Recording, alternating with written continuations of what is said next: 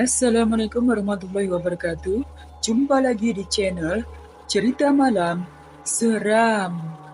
Sebelum kita mulai ceritanya, jangan lupa like video ini dan subscribe channel ini, serta nyalakan lonceng notifikasinya agar tidak ketinggalan cerita-cerita lainnya.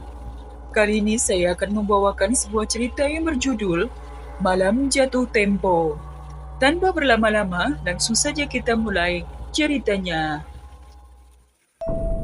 Malam itu, suasana di lapangan B terasa ganjil.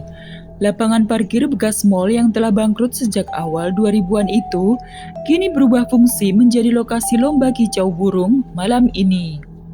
Di sisi belakang lapangan, tampak menyeramkan.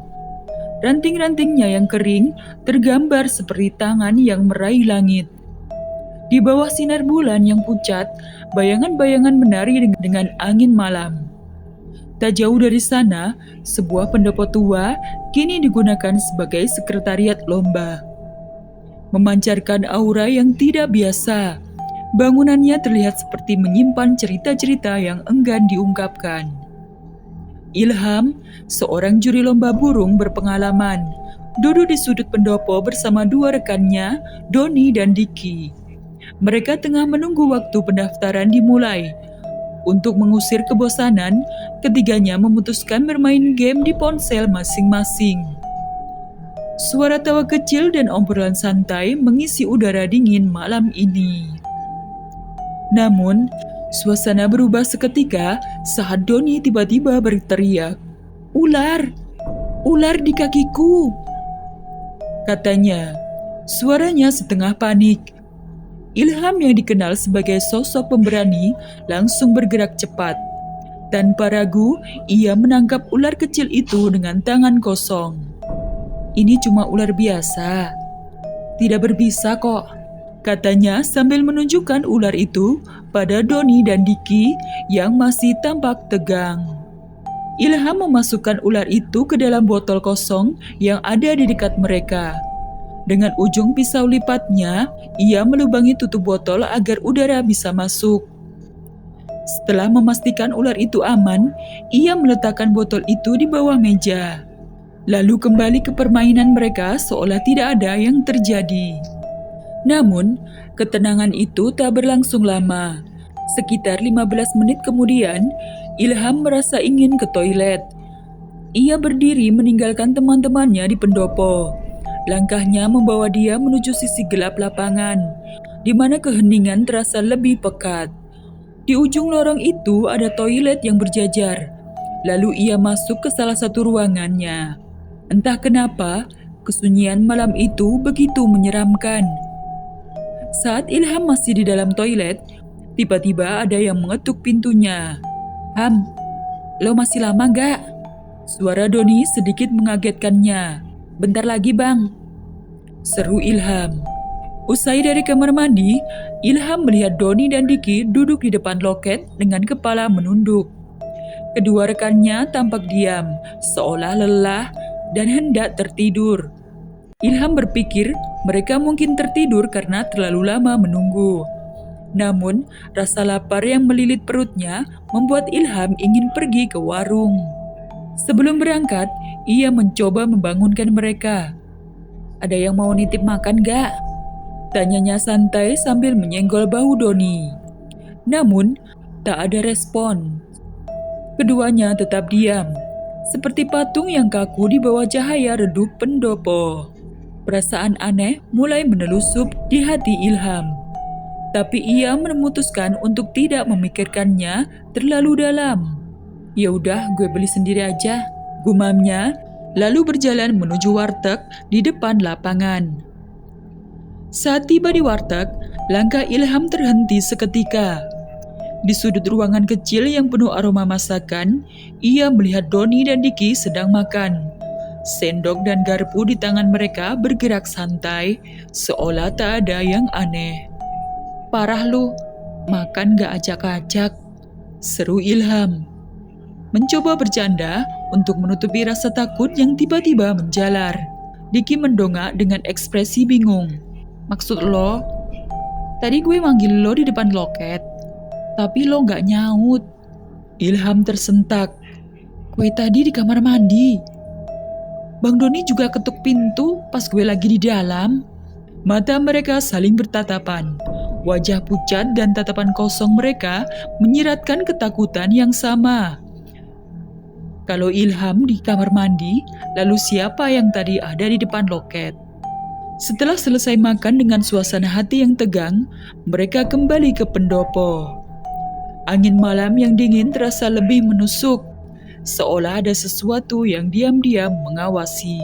Setibanya di pendopo, Ilham, Doni, dan Diki menemukan 5 teman mereka, Mail, Erwin, Lukman, Farhan, dan Intan sudah menunggu. Suasana yang semula mencekam sedikit mencair dengan canda tawa mereka. Namun, Ilham, Doni, dan Diki sepakat untuk tidak menceritakan kejadian aneh di depan loket tadi. Mereka khawatir cerita itu akan membuat suasana semakin tegang dan mengganggu fokus lomba. Ketika jam menunjukkan pukul 7 malam, persiapan lomba pun dimulai. Ilham dan Diki sibuk menyusun meja juri, sementara yang lain mengatur peserta yang mulai berdatangan. Namun, suasana ganjil kembali menyelimuti malam itu. Tiba-tiba, terdengar suara keras dari belakang lapangan, seperti buah besar yang jatuh menghantam tanah. "Itu suara apa?" tanya Erwin sambil menoleh. Ilham, Erwin, dan Farhan segera berlari menuju pohon cempedak yang menjadi sumber suara. Namun, alih-alih menemukan buah cempedak yang jatuh, mereka hanya mendapati seekor siput kecil yang merayap lambat di tanah. "Cuma ini." Erwin mengangkat bahu bingung. Ilham memutuskan membawa siput itu kembali ke pendopo, berniat memberikannya kepada ular yang sebelumnya ia tangkap. Sesampainya di meja, Ilham mengangkat botol yang berisi ular tadi, tapi sesuatu membuatnya tercengang. Ular itu lenyap. Botol plastik itu masih tertutup rapat. Tak ada celah untuk ular keluar. Ada yang gak beres. Gumam Ilham sambil mengamati sekeliling. Merasa seolah ada mata-mata tak kasat yang sedang memperhatikannya. Yang lain memandang Ilham dengan penasaran. Tapi Ilham memilih diam. Keanehan ini belum selesai, dan malam itu baru saja dimulai. Di meja loket, Intan sedang sibuk mempersiapkan pendaftaran peserta lomba burung. Suasana masih terasa tenang, meski sedikit tegang. Tiba-tiba, seorang pria tua bernama Pak Basuki muncul di kejauhan. Berjalan perlahan menuju loket dengan tujuan membeli tiket lomba. Pak Basuki adalah peserta yang cukup dikenal oleh panitia. Seorang yang sudah sering mengikuti lomba kicau burung di acara-acara sebelumnya. "Si Inem gak dibawa, Pak?" tanya Intan, membuka percakapan dengan ramah. Inem adalah nama dari seekor burung lovebird milik Pak Basuki. "Enggak, Mbak," jawab Pak Basuki dengan senyum khasnya. "Nanti aja kalau sudah dekat waktu lomba. Kasihan kalau kelamaan di sini, nanti dia kecapean." Intan hanya mengangguk. Namun ketika pria itu berbalik dan pergi menuju parkir, suasana tiba-tiba terasa berubah. Farhan yang berdiri di samping Intan terlihat cemas. Dengan suara gemetar, ia berkata, "Pak Basuki kan udah meninggal 4 hari lalu." Ketika seluruh tim terdiam, Mail yang kebetulan sedang memeriksa ponselnya menunjukkan bukti yang semakin memperkeruh suasana. Sebuah pesan WhatsApp yang berisi informasi tahlilan untuk Pak Basuki yang baru saja meninggal. Panik mulai merasuki setiap anggota panitia. Ilham yang mendengar kegelisahan mereka mencoba menenangkan suasana. "Ini udah gak bener," ujar Ilham. Suaranya tegas, namun tetap ada ketegangan di dalamnya. Kegelisahan menyelimuti mereka. Siapa yang baru saja mereka lihat? Apakah itu benar-benar Pak Basuki? Atau ada sesuatu yang jauh lebih buruk dari yang mereka kira, yang kini tengah mengintai mereka di balik bayang-bayang malam? Malam itu, pendaftaran peserta lomba burung berlangsung lebih ramai dari biasanya. Antusiasme para peserta sangat tinggi, dan Intan yang bertugas di loket sibuk melayani satu persatu peserta yang datang. Di tengah keramaian itu, Suasana tiba-tiba menjadi tegang saat Intan menoleh ke dalam kotak uang. Matanya tertuju pada sebuah benda yang terlipat di dalamnya. Sebuah kain lusuh dengan noda merah tua yang mencolok. Bau busuk yang menyengat langsung menyeruak, membuat perutnya mual. Intan terkejut dan hampir terjatuh. Ia menahan napas, berusaha memahami apa yang baru saja dilihatnya. Kain itu dengan noda merah yang mencurigakan dan bau yang tak bisa dijelaskan. Terasa begitu asing dan menakutkan. Namun, secepat itu pula ia menyembunyikan rasa takutnya, berusaha untuk tetap tenang di hadapan para peserta. Matanya yang masih penuh ketakutan tidak bisa disembunyikan sepenuhnya. Ilham yang baru saja mendekat untuk memastikan keadaan, menebak-nebak. Itu pasti kain dari uang yang dibayar oleh Pak Basuki tadi kan? Gumamnya, mencoba menghubungkan kejadian itu dengan sosok yang baru saja ia temui. Sosok yang tak mungkin ada, namun benar-benar terlihat. Namun, Intan memilih untuk tetap diam. Ketakutannya terlalu dalam untuk diungkapkan. "Gak ada apa-apa, cuman tikus lewat," jawabnya dengan suara bergetar, mencoba menutupi rasa takut yang mencekam. Matanya berkilat, tapi dengan cepat ia mengalihkan pandangannya dan kembali melanjutkan pekerjaannya seperti tak terjadi apa-apa. Tapi setiap langkahnya terasa semakin berat. Kain itu, bau busuknya, dan mata Intan yang mulai gelisah membuat Ilham merasa bahwa malam ini mereka tak hanya menghadapi lomba burung. Ada sesuatu yang lebih gelap, lebih menakutkan yang tengah menyelinap ke dalam kehidupan mereka.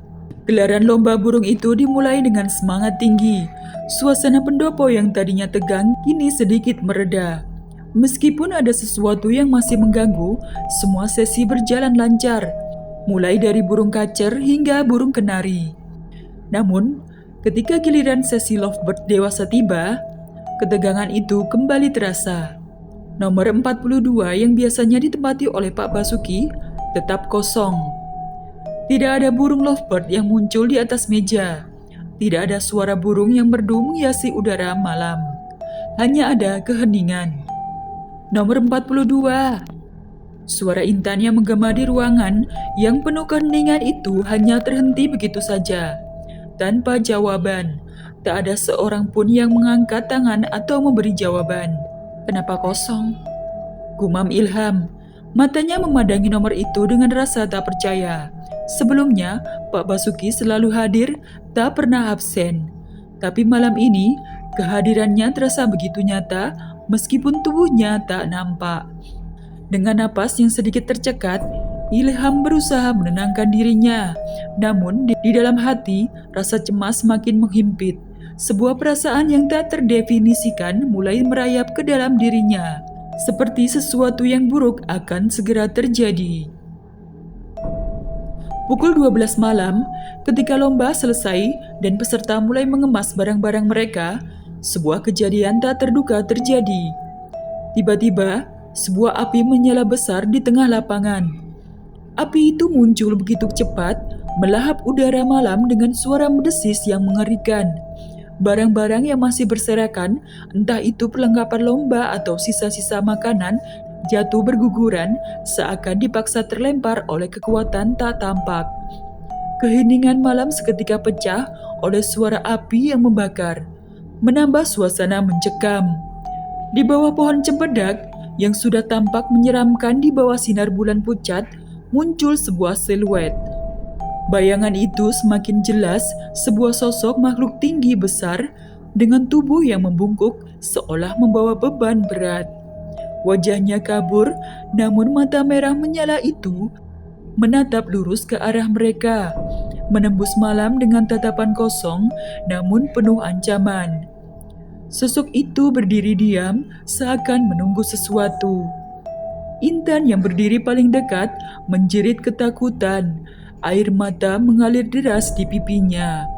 Sementara yang lain, termasuk Ilham, Doni, Diki, dan Farhan, hanya bisa terpaku. Tubuh mereka terasa kaku, seolah ada sesuatu kekuatan yang membekukan mereka di tempat. Tiba-tiba, dari kejauhan, langkah-langkah berat terdengar mendekat. Seorang pria bertubuh kekar dengan wajah yang tidak asing, yaitu Pak Sarkip, berjalan menuju kobaran api. Dalam genggaman tangannya, sebuah kantong plastik berisi bungkusan daun pisang. "Aku bayar malam ini," teriaknya dengan suara yang menggema, menggetarkan udara malam. Tanpa ragu, Pak Sarkip meletakkan bungkusan itu di atas api. Dan dalam sekejap mata, api yang begitu besar itu padam seolah tidak pernah ada. Suasana berubah menjadi sunyi. Namun ketegangan yang terpendam semakin terasa. Sesuatu yang mengerikan telah terjadi, dan mereka tahu ini baru permulaan. Pak Sarkip, yang selama ini dikenal sebagai penjaga tempat itu, berdiri tegap di depan api yang mulai padam. Matanya tak berkedip, seakan menatap sesuatu yang jauh lebih dalam daripada api yang melenyap. Dia adalah sosok yang sudah puluhan tahun menjaga tempat ini, bahkan sebelum tempat ini dijadikan mal yang kini terlantar. Wajahnya yang kasar dan penuh kerutan menyimpan banyak cerita, namun kali ini suara beratnya memecah kesunyian malam. Pohon cempedak ini bukan pohon biasa. Pak Sarkip memulai ceritanya. Suaranya rendah namun menggema. Ada perjanjian lama antara pemilik lahan dan sosok gaib. Setiap tahun mereka harus memberi sesaji, atau konsekuensinya akan fatal.